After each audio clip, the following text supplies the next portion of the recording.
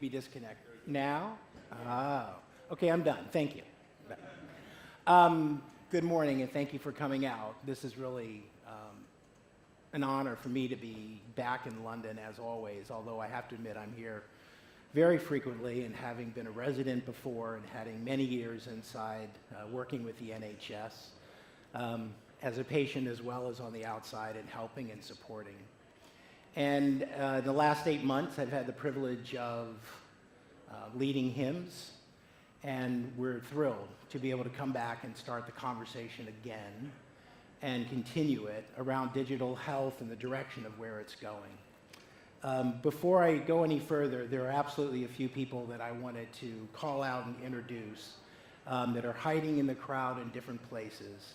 But somewhere in here is Rachel Dunscombe, who is the, of course, chair of the advisory board for our group at HIMSS in conjunction with Chime, and also, of course, leads the Digital Academy. Simon Eccles will be joining us later this morning at 11:15. I know he's on his way in because he had an important meeting. And Will Smart will be with us as well today, the CIO. And of course, Richard, thank you for the introduction. And I did want to point out Russ Van Zel, who is the CEO of Chime. Chime is our partner in conjunction with this program, and of course does an amazing job of leading CIO education and embetterment. So Russ, if you could wave, that would be wonderful.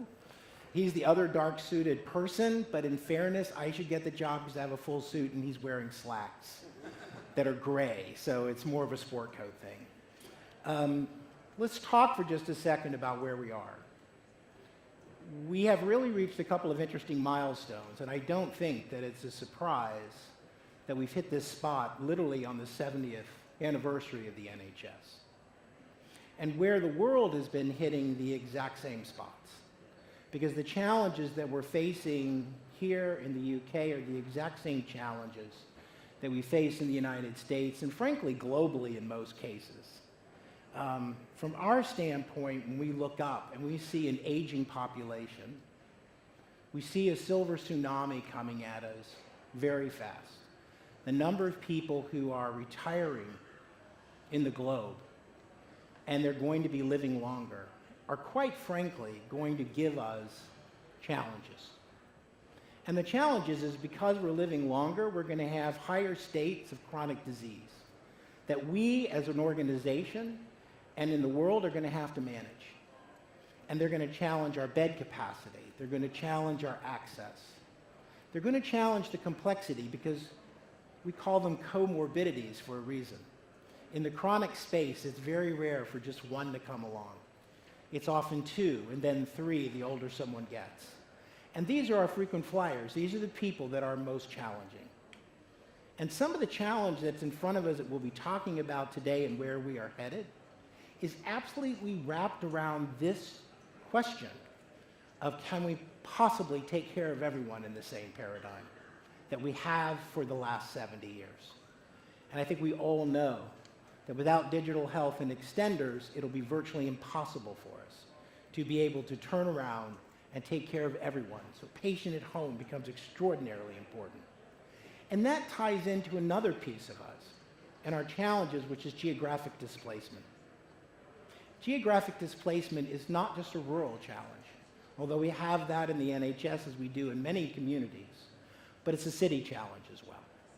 If you live in London, getting access into any basic care, as always, it's always going to be a push.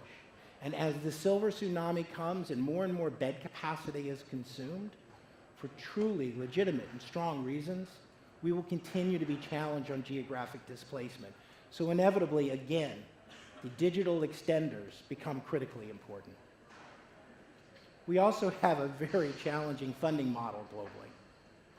We are not unique here in that we have challenges in terms of total money that is available and challenges also in the way funds are broken up in a region, municipality, sectionally.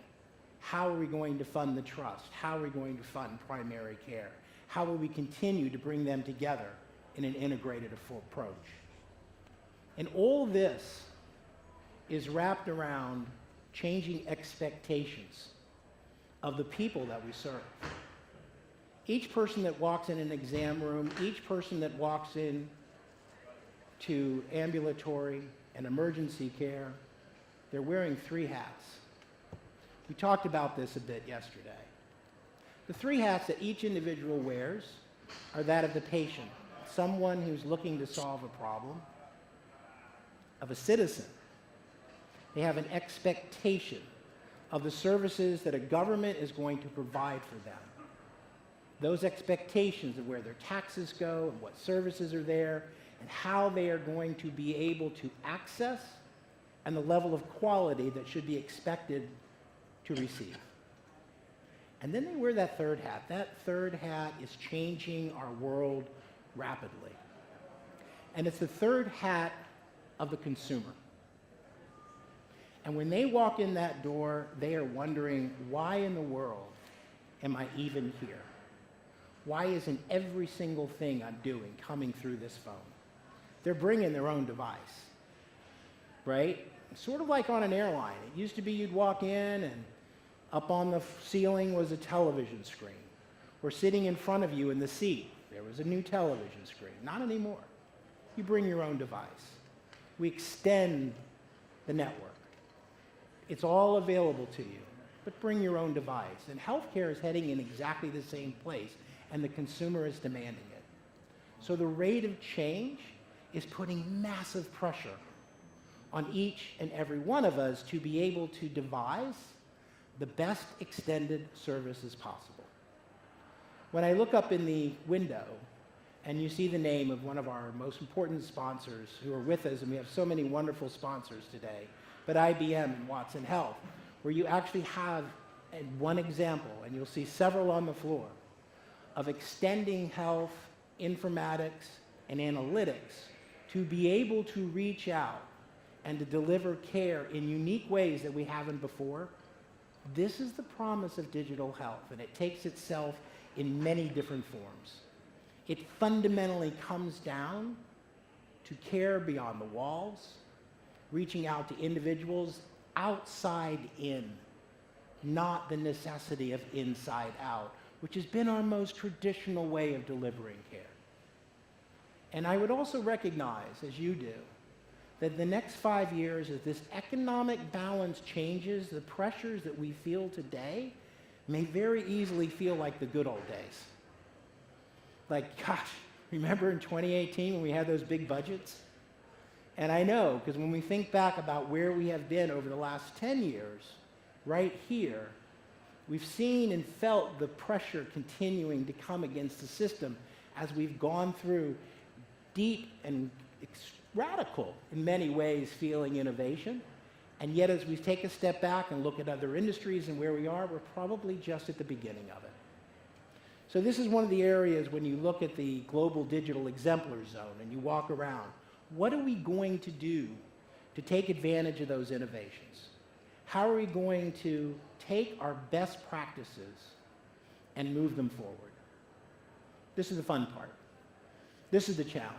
I think this is why we get up every morning in healthcare and we say to ourselves, how are we going to do this different? Now, from a HIM standpoint, we have 1 or 2 major points that I would just want to bring across.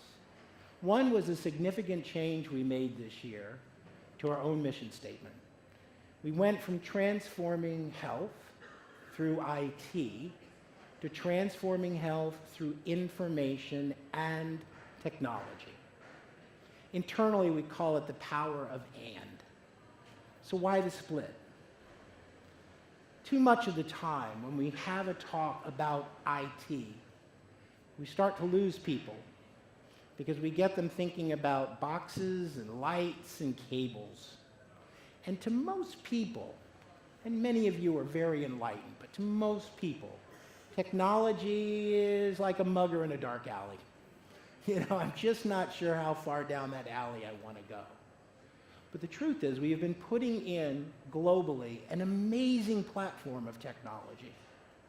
And that technology is now producing data and information at scales we've never had before at our fingertips. So how we think about the information, how we use that information, and how we take that information forward, this is the real challenge of our day. This is the ultimate of what digital health is all about. This is why we do get up every morning and come to the venues and learn and think about what is coming to us and how soon we can get there. Because I am constantly like, we got to get there tomorrow. How do we move the mountain? How do we carve out those precious pounds in order to fund the innovation that we need to take the next step? How do we harness the technology and turn it into useful information? Well, that is actually the subject of our next speaker. Now, I'm sure many of you know Matthew Swindell. Matthew has been an integral part of the last 25 years of the NHS, England, of technology advancement. He's been in the Department of Health as CIO, senior policy advisor. And I had the fortune of meeting Matthew literally my first week on the job back in September at a discussion that took place at the King's Fund.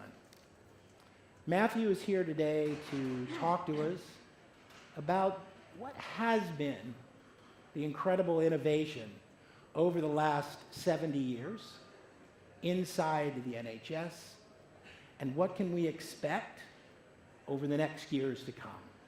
So, without any further ado, Matthew Swindell, and thank you.